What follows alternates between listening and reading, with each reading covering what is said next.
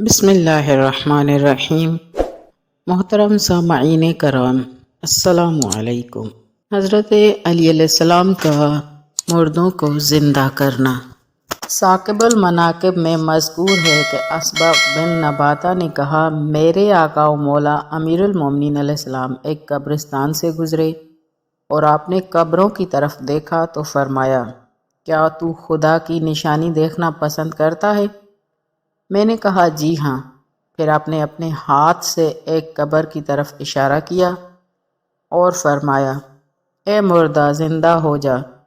جیسے ہی آپ کے یہ الفاظ تمام ہوئے تو قبر شگافتہ ہوئی اور اس سے ایک بزرگ نمودار ہوا اور اس نے آپ پر سلام کرتے ہوئے کہا، السلام علیکم یا امیر المؤمنین و خلیفۃ رب العالمین۔ آپ نے فرمایا، تو کون ہے؟ اس نے کہا، مولا میں عمرو بن دینار ہمدانی ہوں، میں واقعہ انبار میں معاویہ کے فوجیوں کے ہاتھوں شہید ہوا تھا۔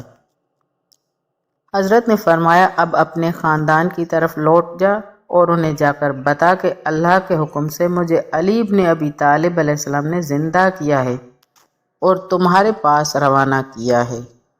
دوسری جگہ پر ثاقب المناقب میں حضرت سلمان فارسی سے ایک طویل روایت منقول ہے جس کا خلاصہ یہ ہے کہ ایک انصاری خاتون جس کا نام فروہ تھا، وہ حضرت امیر المومنین علیہ السلام سے بے حد عقیدت و محبت رکھتی تھی۔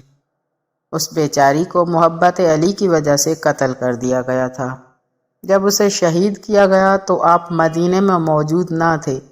جب آپ واپس آئے اور آپ نے اس کے قتل کی خبر سنی تو آپ کو اس کا صدمہ ہوا اور اس مومنہ کی قبر پر تشریف لے گئے اور آسمان کی طرف سر بلند کر کے کہا، پروردگار، تو ہی موت کے بعد جانوں کو زندہ کرتا ہے اور گلی سڑی ہڈیوں کو دوبارہ اٹھاتا ہے۔ ہمارے لیے فروہ کو زندہ کر اور اس کو ان کے لیے عبرت بنا جو تیرے نافرمان ہیں۔ اس وقت آپ نے ایک ہاتف غیبی کی آواز سنی کہ ہم نے تمہاری درخواست قبول کی۔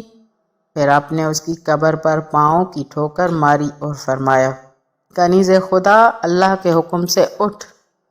قبر پھٹ گئی اور فروہ اس سے برآمد ہوئی اور آپ کو دیکھا تو رو رو کر کہنے لگی، لوگوں نے آپ کے نور کو بجھانے کی کوششیں کی ہیں، لیکن اللہ نے تیرے نور کو مزید روشنی سے نوازا ہے اور آپ کے ذکر کو بلندی دی ہے، اگرچہ کافروں کو یہ بات ناپسند ہی کیوں نہ ہو۔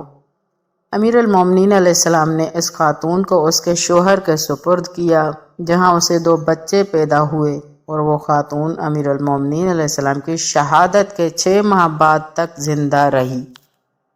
دوسری جگہ پر حافظ برسی لکھتے ہیں کہ جب امیر المومنین خوارج کی سرکوبی کے لیے روانہ ہوئے اور مقام صابات پر پہنچے تو آپ کے پاس آپ کا ایک شیعہ آیا اور اس نے آپ سے عرض کی، مولا میں آپ کا شیعہ اور محب ہوں، میرا ایک بھائی تھا اور مجھے اس سے بے حد محبت تھی۔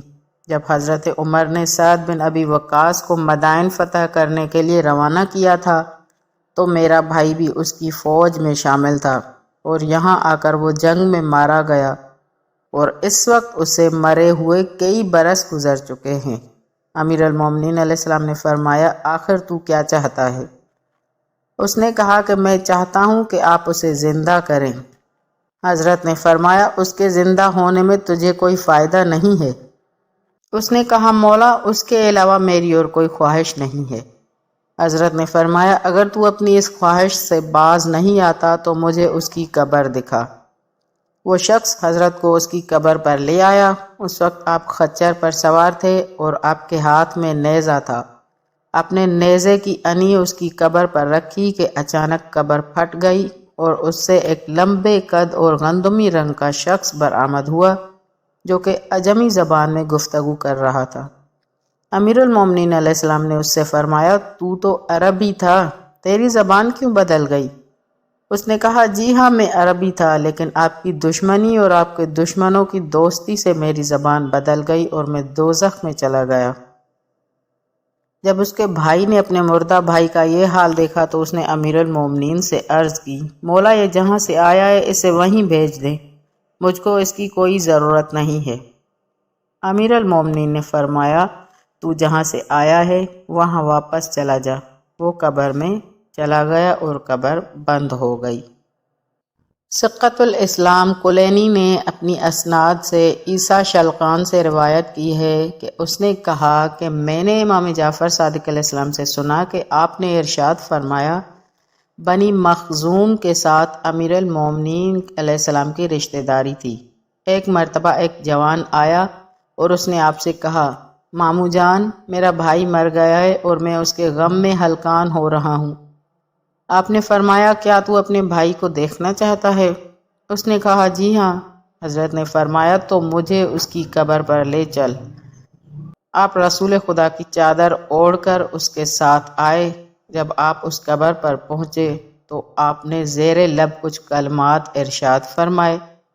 پھر آپ نے اس کی قبر پر ٹھوکر ماری تو وہ شخص قبر سے برآمد ہوا اور ومیکا ومیکا کہتا ہوا باہر آیا۔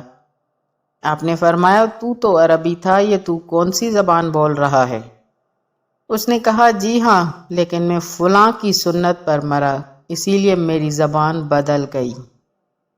اس کا مطلب ہے کہ موت کے آخری لمحات میں جو انسان جس دین پر ہوگا، جس زبان پر ہوگا، جس عقیدے پر ہوگا اسی پر مر تو جائے گا، لیکن جب زندہ کیا جائے گا تو وہ اسی دین پر اسی زبان کے ساتھ اٹھے گا۔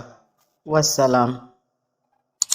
بسم اللہ الرحمن الرحیم۔ اللہم کن لولیک الحجۃ ابن الحسن صلواتک علیہ وعلی آبائہ فی هذه الساعة وفی کل ساعة ولیا وحافظا وقائدا وناصرا ودلیلا وعینا حتی تسکنہ ارضک طوعا